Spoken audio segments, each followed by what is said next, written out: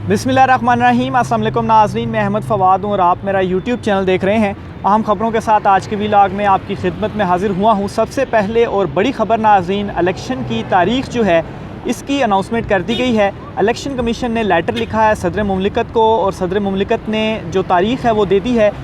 इस तारीख़ के बाद इलेक्शन शेड्यूल और साथ ही साथ KP की तारीख़ के हवाले से भी कुछ अपडेट्स हैं, एक तो वो आपके सामने रखूँगा। और दूसरे नंबर पर नाज़रीन, इमरान खान साहब की मुलाकात हुई है कुछ सहाफ़ियों से। इस मुलाकात की अंदरूनी कहानी क्या है, इमरान खान साहब की क्या गुफ्तगू हुई है, इस हवाले से भी कुछ डिटेल्स हैं, अहम डिटेल्स हैं। जनरल बाजवा जो कि साबिक आर्मी चीफ़ हैं, इनके कोर्ट मार्शल के हवाले से चीज़ें जो हैं वो ज़ेर बहस आई हैं। साथ ही साथ आर्मी चीफ़ मौजूदा जनरल आसिम मुनीर जो हैं, इनके हवाले से भी इमरान खान साहब ने कुछ चीज़ें जो है वो कही हैं। इस मुलाकात की अंदरूनी कहानी भी आपके सामने रखूँगा। आगाज़ नाज़रीन मैं यहीं से करूँगा कि president of Pakistan doctor Arif Alvi की जानिब से इलेक्शन की जो डेट है वो दे दी गई है। 30 अप्रैल की जो तारीख़ है इलेक्शन के लिए पंजाब में वो दी गई है।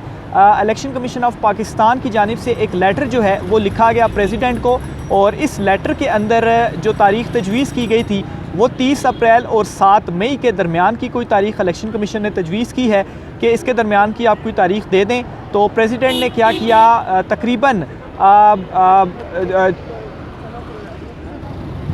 तो प्रेसिडेंट ने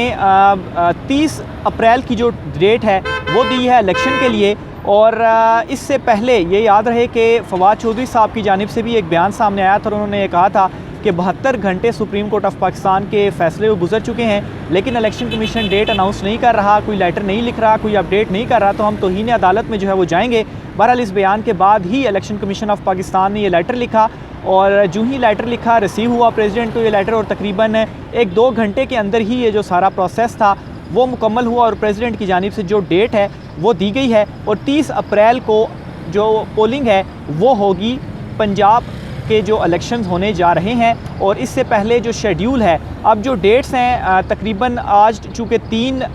मार्च है, तो 3 मार्च से अगर 30 अप्रैल तक के दिन गिने जाएँ तो कोई 58 डेज़ जो हैं वो बनते हैं। तो इलेक्शन कमीशन ऑफ पाकिस्तान ने जो शेड्यूल जारी करना है वो 54 डेज़ का है। तो इसका मतलब ये है कि प्रेसिडेंट ने चूँकि दे दिया है, कल या परसों जो है हो सकता है कि आज अगर 3 तारीख़ है तो 5 या 6 तारीख़ से इलेक्शन शेड्यूल का जो आगाज़ है वो हो जाए, यानी कि नॉमिनेशन पेपर जमा करने से जो आगाज़ है वो होता है, तो 5 या 6 तारीख़ से जो शेड्यूल है उसका आगाज़ हो जाएगा। और फिर उसके बाद 54 दिन तक अगर ये चलता है माफ़ कीजिएगा, 54 दिन का शेड्यूल चलता है, तो फिर उसके बाद क्या होगा कि 30 तारीख़ को जो इलेक्शंस हैं वो पंजाब में करवाए जाएंगे। इसके अलावा नाज़रीन KP में इंतखाबात के हवाले से भी आपको बताता चलूँ, गवर्नर पंजाब का एक और बड़ा बयान सामने आया है और उन्होंने ये कहा है कि इलेक्शन कमीशन ने अगर हमसे तारीख़ के लिए ख़त लिखा, हमसे मांगी, तो हम जो है वो सुप्रीम कोर्ट के ऑफ पाकिस्तान के फ़ैसले के ऊपर अमल करेंगे और इलेक्शन की जो डेट है वो देंगे। और इस पर भी ये अपडेट हुई है कि इलेक्शन कमीशन ऑफ पाकिस्तान की जानिब से मरासला लेटर जो है वो गवर्नर KP के को भी लिख दिया गया है। वो लेटर उनको रिसीव होगा और उसके बाद KP में भी इलेक्शन की जो डेट है वो आ जाएगी, और ग़ालिबन वो भी 30 तारीख़ ही कही जा सकती है, लेकिन स्टिल कुछ दिन जो है वो ऊपर नीचे भी हो सकते हैं। तो बहरहाल पंजाब और KP इलेक्शन का जो इब्तिदाई मरहला था वो पासान इस वक्त हो चुका है। इसके अलावा नाज़रीन ये तो इलेक्शंस के हवाले से मामला हो गया। इमरान खान साहब की एक मुलाकात हुई है आज सहाफ़ियों से, और इस मुलाकात के अंदर इमरान खान साहब की जानिब से कुछ अहम और बड़े इंकशाफात जो हैं वो किए गए हैं। इन इंकशाफात में सबसे पहले तो इमरान खान साहब ने ये कहा है कि आर्मी चीफ़ जो हैं, और ये मौजूदा army chief general Asim Munir साहब जो हैं, इनके हवाले से उन्होंने ये कहा है कि आर्मी चीफ़ जो है वो मेरे ख़िलाफ़ जो है वो कोई भी केस निकाल कर ले आएँ। और इसका थोड़ा बैकग्राउंड बताऊं या तनाजुर बताऊं, तो इस तनाजुर में उन्होंने बात की कि उनके ख़िलाफ़ जो केसेस खोले जा रहे हैं उनके ख़िलाफ़ और बुशरा बेगम के ख़िलाफ़ तो किसी भी करप्शन के केस में कुछ भी साबित नहीं हुआ। तो मैं आर्मी चीफ़ को भी कहता हूँ कि वो भी मेरे ख़िलाफ़ अगर कोई केस निकाल कर ले आते हैं या निकालते हैं, क्योंकि उनके पास ज़ाहिर सी बात है ज़्यादा एजेंसीज़ और वो चीज़ें इदारे अंडर होते हैं, तो वो भी बेशक निकालें, तो मेरे ख़िलाफ़ जो है वो कोई भी केस नहीं है। तो बुनियादी तौर पर इस तनाजुर में उन्होंने ये बात जो है वो की है कि आर्मी चीफ़ भी मेरे ख़िलाफ़ कोई केस जो है वो निकाल कर ले आएँ। फिर इसके अलावा इमरान खान साहब ने ये भी आज कहा कि ऐसा लगता है कि आर्मी चीफ़ मुझे अपना दुश्मन जो हैं वो समझते हैं। साथ ही साथ इमरान खान साहब ने जनरल बाजवा के हवाले से भी जो है वो कहा है कि जनरल बाजवा ने मेरी कमर पर चाकू जो है वो मारा है, और चाकू इस तरह से मारा है कि इमरान खान साहब ने चूँकि रूस के हवाले से भी जिक्र किया, तो इमरान खान साहब ने कहा है कि जनरल बाजवा ने रूस मुखालिफ जो तकरीर है वो की, और इस तकरीर के ऊपर इनका कोर्ट मार्शल जो है वो होना चाहिए। और इसकी रीज़न ये थी कि इमरान खान साहब उससे पहले रूस का दौरा कर चुके थे और खुशगवार दौरा था, और इमरान खान साहब बारहा ये कहते रहे कि इस दौरे में तमाम स्टेक होल्डर्स जो थे वो शामिल थे, उनकी मर्ज़ी से ये दौरा हुआ, लेकिन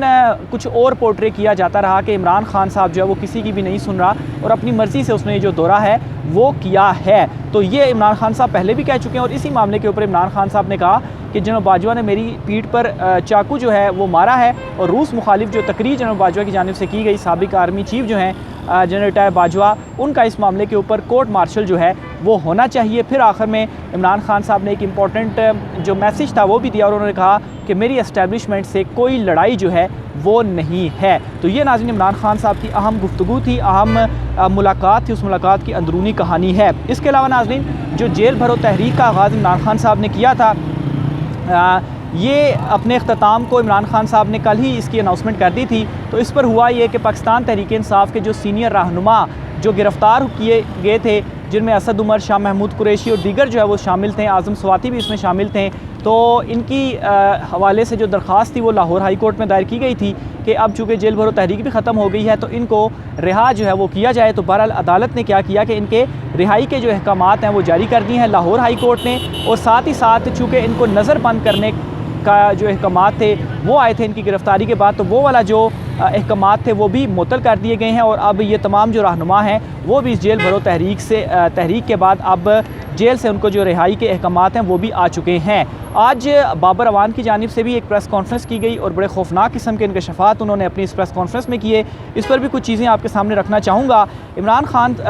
बाबर अवान की जानिब से ये कहा गया है, एक तो इमरान खान साहब की ज़िंदगी को थ्रेट्स हैं, उनके ऊपर कातलाना हमला भी हुआ, तो इस पर बाबर अवान की जानिब से ये कहा गया है कि इमरान खान पर जो कातलाना हमला है उसकी जो है वो तैयारी की जा रही है, और जब भी इमरान खान साहब पेश होंगे या किसी भी पेशी के दौरान ये प्लानिंग की जा रही है कि इमरान खान के ऊपर जो अटैक है वो किया जाए, और स्नाइपर के हवाले से भी वो कह रहे थे कि स्नाइपर के ज़रिए जो अटैक है वो किया जाएगा। और इस पर उन्होंने इशारा ये भी दिया कि हुकूमत ख़ुद इस हवाले से कह चुकी है कि एक जो बैरूनी एजेंसी है वो ये अटैक करवा सकती है। तो इस चीज़ का हवाला देते हुए बाबर अवान की जानिब से ये कहा गया कि इमरान खान पर जो कातलाना हमला है उसका प्लान बना हुआ है, और पेशी के दौरान उनके ऊपर ये अटैक हो सकता है। इसी वजह से उन्होंने अदालत से भी ये रिक्वेस्ट की है कि एक तो इमरान खान साहब को जो बार बार जो वो पेश हो रहे हैं, पीछे भी वो पेश हुए थे, जो जुडिशल कम्प्लेक्स है वहाँ पेश हुए थे, लेकिन एफएड कचहरी में वो पेश नहीं हुए थे, वो थ्रेट्स की वजह से ही पेश नहीं हुए थे। तो इसलिए अदालत ये कर सकती है कि इमरान खान साहब की जो हाज़िरी है वो वीडियो लिंक के ज़रिए भी कराई जा सकती है, क्योंकि जिस शख्स ने इमरान खान साहब के ऊपर अटैक किया था उस शख्स को जो गिरफ़्तार भी है, उस शख्स को जब अदालत में पेश करने के बजाय ये किया जाता है, कहा जाता है कि उसकी जान को ख़तरा हो सकता है, तो उसको वीडियो लिंक के ज़रिए पेश किया जाता है। तो अगर वो जो कातिल है, जो हमला करने वाला है, वो वीडियो लिंक के ज़रिए मुल्ज़िम पेश किया जा सकता है, तो इमरान खान साहब वीडियो लिंक के ज़रिए क्यों उनकी जो हाज़िरी है या पेशी है वो नहीं की जा सकती। फिर उन्होंने एक और अहम इंकशाफ ये भी किया है कि इमरान खान साहब के करीब तरीन रहने वाले लोग और पाकिस्तान तहरीक इंसाफ के अहम जो कारकुनान हैं उनके ख़िलाफ़ पर्चे जो हैं वो काटे जा रहे हैं, ताकि इमरान खान साहब के इर्द गिर्द लोगों की जो तादाद है वो भी कम हो सके। इससे एक लूप जो है वो मिलता है सिक्योरिटी में, या सिक्योरिटी ब्रीच भी इसको कह सकते हैं। तो जितने इमरान खान साहब के करीब करीब लोग भी कम होंगे, फिर आगे से भी कोई सिक्योरिटी ठीक नहीं है तो उसमें जो अटैक है वो ज़्यादा आसानी से हो सकता है। तो ये भी इंकशाफ जो है वो बाबर अवान जो है उनकी जानिब से किया गया है। तो बहरहाल उन्होंने ये कहा है कि इमरान खान साहब को अकेला करने की भी जो कोशिश है वो की जा रही है, और इमरान खान साहब को जो थ्रेट्स हैं वो भी मौजूद हैं, लेकिन उसके बावजूद भी जो कुछ इस वक्त इम्पोर्टेड हुकूमत कर रही है, ख़ास तौर पर लाहौर ज़मान पार्क से जब इमरान खान साहब निकले थे इस्लामाबाद में पेशी के लिए, वहाँ से जो सिक्योरिटी थी वो हटाई गई, जो पुलिस एहलकार थे वो कम किए गए, जो बैरियर्स थे वो भी हटाए गए। फिर इसके अलावा इमरान खान साहब के इर्द गिर्द जो लोग हैं उनके ख़िलाफ़ जो पर्चे, और उन्होंने ये कहा कि 100 से ज़ायद जो पर्चे हैं इस वक्त वो पाकिस्तान तहरीक इंसाफ के जो कारकुनान हैं, जो रहनुमा हैं और जो दीगर हैं उनके ख़िलाफ़ काटे जा चुके हैं। मज़ीद डिटेल भी आपके साथ शेयर करता रहूँगा, राय का इज़हार कीजिएगा। आज के व्लॉग से इतना ही, मुझे इजाज़त दीजिए, अल्लाह हाफ़िज़।